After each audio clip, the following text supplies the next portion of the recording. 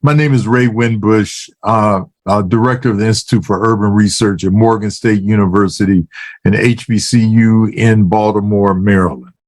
When I think of separation, and that's the only word that I can think of with regards to self-determination. Self-determination can only occur when there is political separation, either by eliminating or moving away from alien forces in the Black community. That's the only way you can talk about it.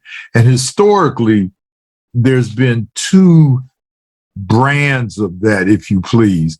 The first is international, and we see this mostly in the movement by the Honorable Marcus Garvey in the early 1920s and so forth, that he called for a mass exodus of us, leaving this country, returning to Africa.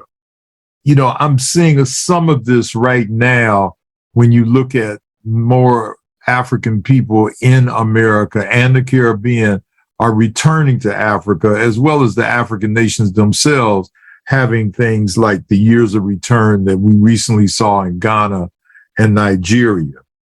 The other type of separation that we've seen historically has been internally within the United States.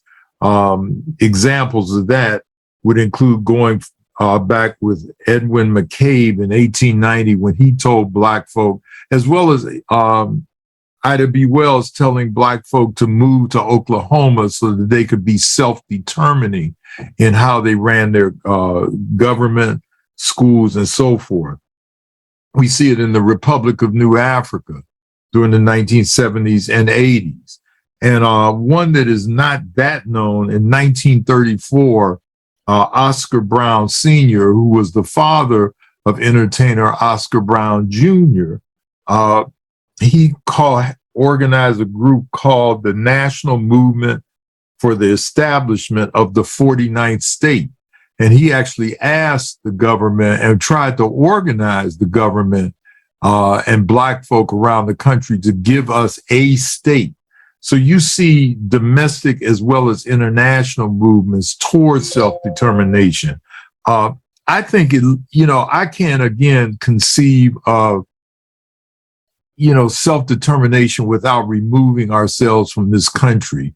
And I doubt very seriously, this government is going to allow Black folk to have a 51st state that would be all Black where people could go.